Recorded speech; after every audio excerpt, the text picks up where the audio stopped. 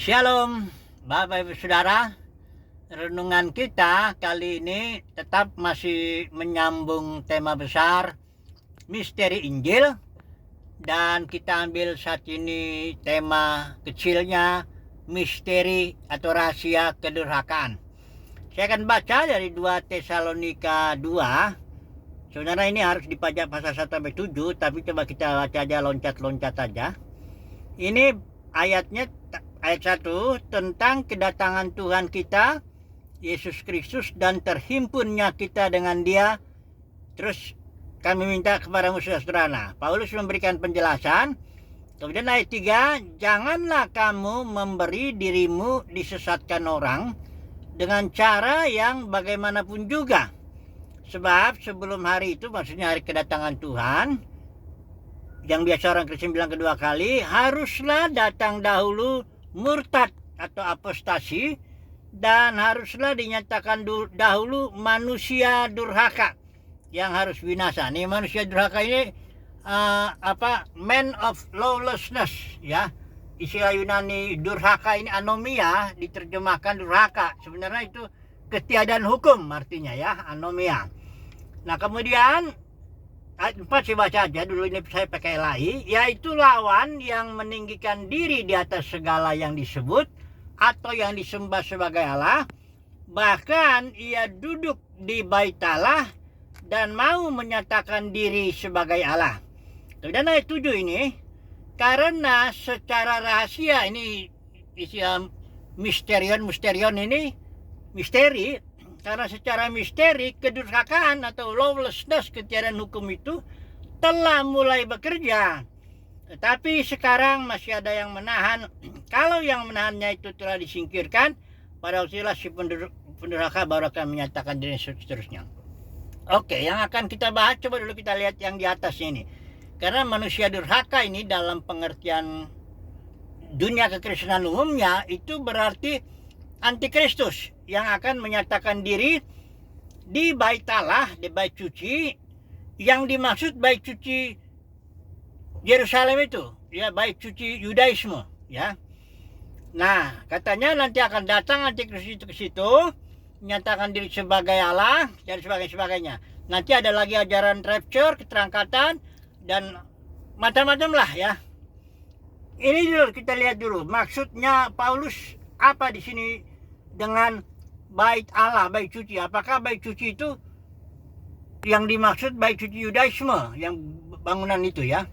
Nah, sudah lihat ini bait suci itu, bait Allah ini terjemahannya istilah Yunani naos, itu ada 45 kali dalam perjanjian baru. 17 kalinya menunjuk kepada bait suci Yerusalem, bait suci Yudaisme.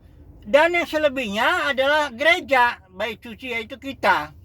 Sementara di sini konteksnya Paulus sedang bicara tentang kedatangan Tuhan bagi kita gereja. Ya, ini dia Paulus tidak sedang berbicara bait suci yang di Yerusalem itu bangunan. Jadi bait sucinya ini adalah gereja. Nah, manusia durhakanya ini itu antikristus. Mau dibilang begitu tidak apa-apa dengan pengertian. Karena gini, antikristus itu artinya selain dari Kristus atau yang berlawanan dengan Kristus. Ini tidak pernah dimaksud orang di luar gereja. Karena begini, ini antikristus ini, istilah ini hanya dipakai 5 kali oleh Rasul Yohanes. Dalam suratnya ke 1 Yohanes itu ada 4, ada 2 Yohanes itu ada 1. Rasul Yohanes bilang antikristus itu berasal dari kita, muncul dari dalam kita, tetapi tidak sungguh-sungguh termasuk kepada kita. Artinya antikristus yang dimaksud Rasul Yohanes itu adalah orang-orang yang muncul dari gereja, tetapi mengajarkan hal-hal yang berlawanan dengan Kristus, selain Kristus, ya. Jadi antikristus tidak pernah dimaksud pemimpin dunia yang berlawanan dengan Kristus, itu misalnya Hitler lah, ya, Mussolini atau siapa, bukan begitu. Ini bicara antikristus ini orang-orang yang muncul dari dalam gereja, tapi tidak sungguh-sungguh termasuk orang-orang gereja. Oke, ya. Nah, kemudian dikatakan di sini ayat 7, kita perhatikan lagi. Karena secara rahasia misteri lawlessness, misteri kedurhakaan itu itu telah mulai bekerja. Bahkan di zaman Rasul Yohanes, antikristus itu udah banyak ya bekerja. Jadi kita tidak perlu menunggu sampai nanti bait suci yang ketiga Yerusalem dibangun, nanti datang pemimpin dunia katanya yang mungkin berjanjian dengan Israel. Ya kalau dalam nubuat Daniel itu yang dipercaya 1x7 Daniel itu terjadi nanti, itu pandangan futuristik ya. Kita nggak bahas itulah. Oke. Jadi yang dimaksud ini siapa ini? Misteri kedurhakaan atau misteri lawlessness yang sudah mulai bekerja pada zaman Rasul Yohanes, juga Rasul Paulus juga sudah ada. Nah, bahkan Rasul Paulus sudah menubuatkan, ini konteksnya gereja ya, antikristus dari dalam gereja, tapi nggak sungguh-sungguh, karena dia mengajarkan sesuatu yang melawan Kristus. Nah, oke lah, kita melihat dulu. Paulus sudah bicara di Kisah Rasul 20 ayat 28 sampai 30. Paulus sudah katakan bahwa ada para pemimpin gereja itu konteksnya para penatua di Efesus, tapi bicaranya di Miletus. Paulus bilang begini, dari antara kalian karena serangan serigala ganas ada beberapa orang dengan ajaran palsu berusaha menarik murid-murid dari jalan yang benar. Tadinya murid-murid dalam Kisah Para Rasul itu selalu mengikuti pimpinan Roh Kudus. Tapi sekarang karena ada serangan serigala ganas, engkau para pemimpin, engkau tarik murid-murid itu yang tadinya mengikuti pimpinan Roh Kudus, sekarang jadi mengikuti engkau, mengikuti pemimpin.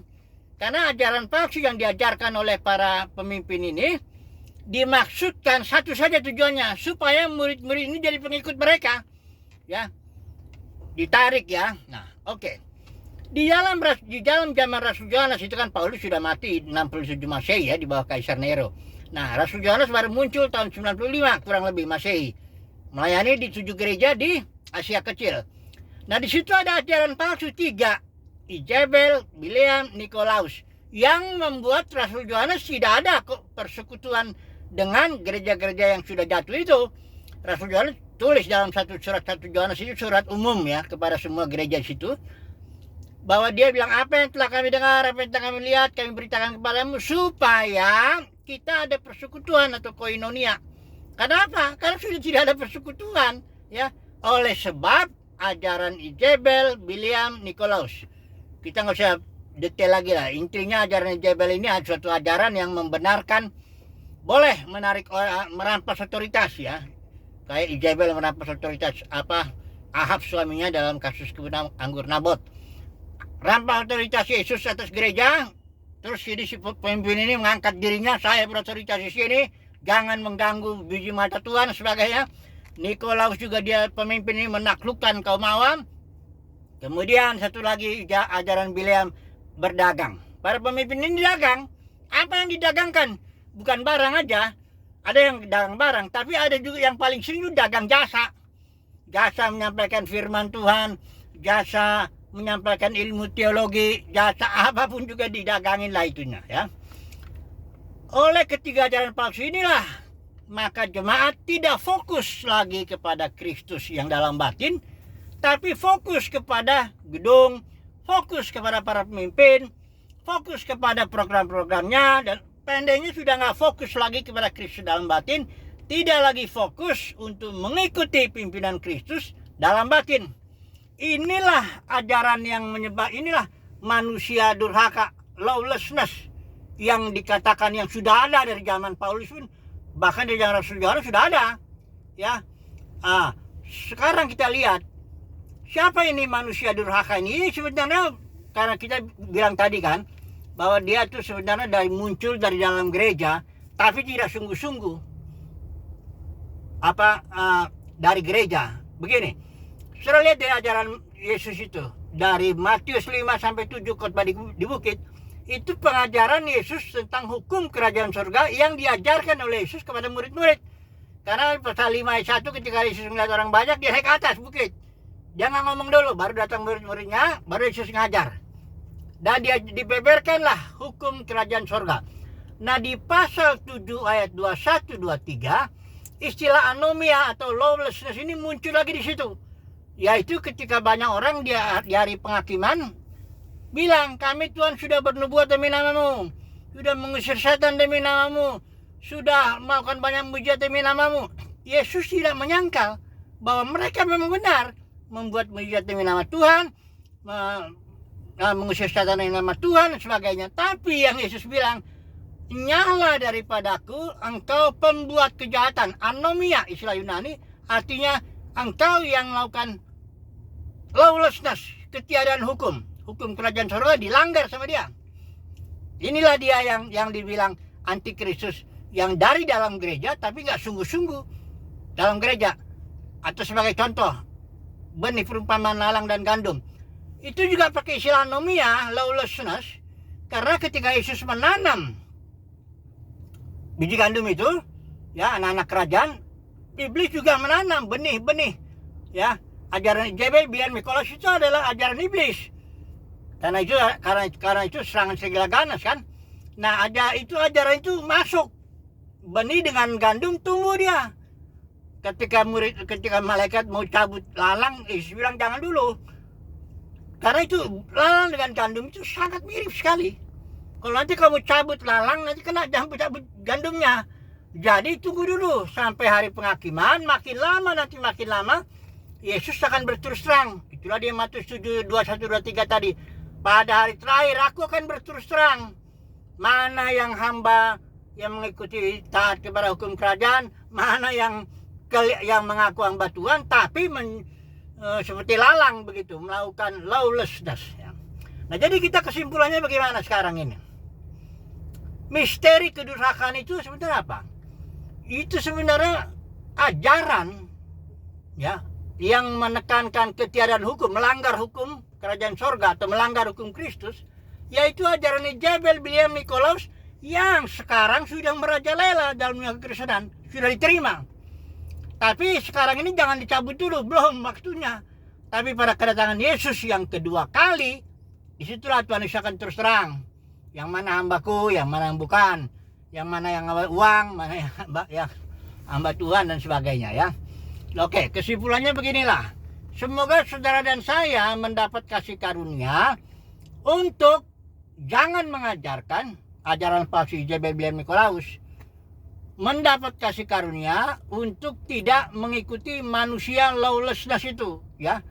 Saudara jangan salah ya, sekali lagi ya. Manusia durhaka itu dalam pengertian itu orang bisa jadi dia pemimpin besar dalam denominasi, ya. Orang yang berpenampilan bagus sebagai, tapi sebenarnya dia mengajarkan ajaran lawlessness yang menyebabkan umat Tuhan tidak fokus kepada Kristus dalam batin, tapi malah fokus kepada perkara-perkara luaran. Semoga saudara dan saya mendapat kasih karunia itu di hadapan Tuhan. Haleluya. Amin.